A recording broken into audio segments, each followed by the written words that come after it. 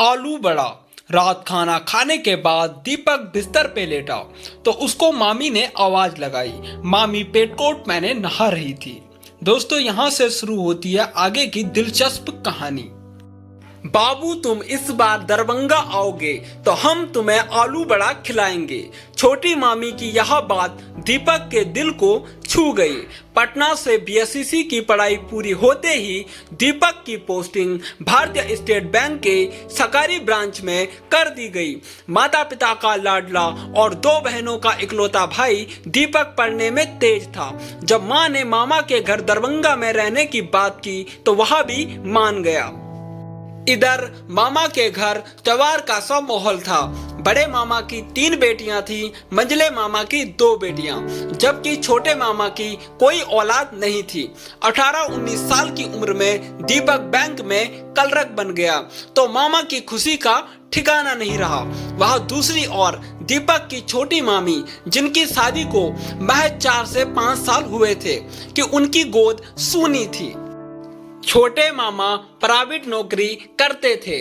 वह सुबह नहा धोकर 8 बजे निकलते और शाम के 6-7 बजे तक लौटते। वह बड़ी मुश्किल से घर का खर्चा चला पाते थे।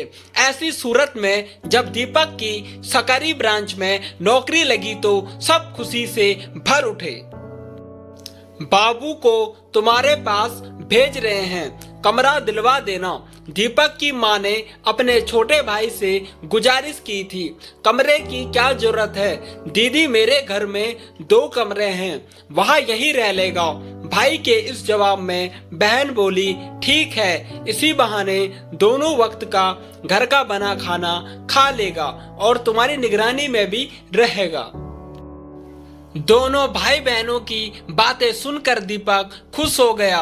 माँ का दिया सामान और जरूरत की चीजें लेकर दोपहर 3 बजे का चला दीपक शाम 8 बजे तक मामा के यहाँ पहुँच गया। यहाँ से बस, टैक्सी, ट्रेन, सारी सुविधाएं हैं। मुश्किल से 1 घंटा लगता है। कल सुबह चलकर तुम्हारी ज्वाइनिंग करवा देंगे। छोटे मामा खुशी से चहकाते हुए बोले। आपका काम? दीपक ने अटकते हुए पूछा। अरे, एक दिन छुट्टी कर लेते हैं, सरकारी बाजार देख लेंगे। छोटे मामा दीपक की समस्या का समाधान करते हुए बोल उठे। 2-3 दिन में सब कुछ सामान्य हो गया। सुबह 8:30 बजे घर छोड़ता तो दीपक की मामी हल्का नाश्ता कराकर उसे टिफिन दे देती। वह शाम को 7 बजे तक लौट आता था। उस दिन रविवार था। दीपक की छुट्टी थी, पर मामा रोज की तरह काम पर गए हुए थे। सुबह का निकला दीपक दोपहर 11 बजे घर लौटा था। मामी खाना बना चुकी थी और दीपक के आने का इंतजार कर रही थी। आओ लाल, जल्दी खाना खा लो, फेरे बाद में लेना। मामी की कहने में भी मजाक था। बस अभी आया, कहता हुआ दीपक कपड़े बदलकर और हाथ पैर धोकर तौलिया तलाशने लगा। तुम्हारे सारे गंदे कपड़े धोकर सुखाने के लिए ढाल दिए हैं, मामी खाना परोसते हुए बोली। दीपक बैठा ही था कि उसकी निगाहें मामी पर गई। वह चौंक गया। साड़ी और ब्लाउज में मामी का पूरा जिस्म झांक रहा था, खासकर दोनों उबार। मामी ने बजाय शर्माने के चोट कर दी। क्या रे, क्या देख रहा है? देखना है तो ठीक से देखना। थोड़ी ही देर में मामी भांजे का रिश्ता तरातर हो गया।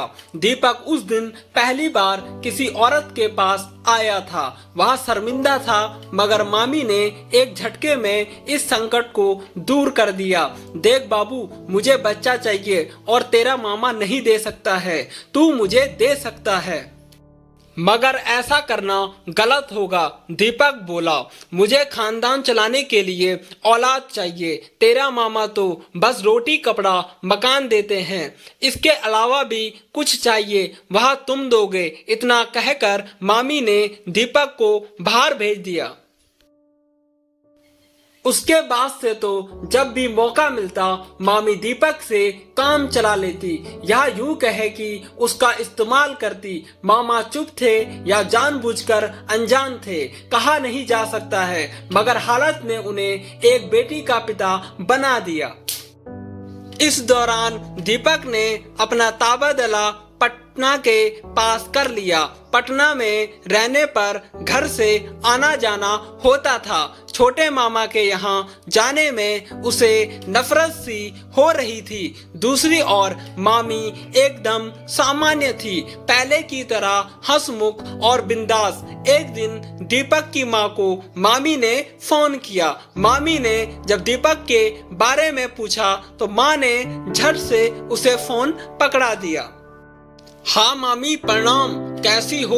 दीपक ने पूछा तो वह बोली, मुझे भूल गए हो क्या लाल? छोटी ठीक है? दीपक ने पूछा तो मामी बोली, बिल्कुल ठीक है। वह अब की बार आऊंगा तो उसे भी देख लेना। अब की बार तुम्हें आलू बड़ा खिलाएंगे, तुम्हें खूब पसंद है ना? दीपक ने हाँ कहते हुए फोन काट दिया। इधर दीपक की माँ जब छोटी मामी का बखान कर रही थी तो वह मामी की याद कर रहा था, जिन्होंने उसका आलू बड़ा की तरह इस्तेमाल किया और फिर कचरे की तरह कूड़ेदान में फेंक दिया। औरत का यह रूप उसे अंदर ही अंदर कचोट रहा था। मामी को बच्चा चाहिए था तो गोद ले सकती थी या सौरोगेट, मगर इस तरह इससे आगे वह सोच ना सका। माँ चाय लेकर आई तो वह चाय पीने लगा, मगर उसका ध्यान मामी के घिनौने काम पर था। उसे चाय का स्वाद कसेला लग रहा था।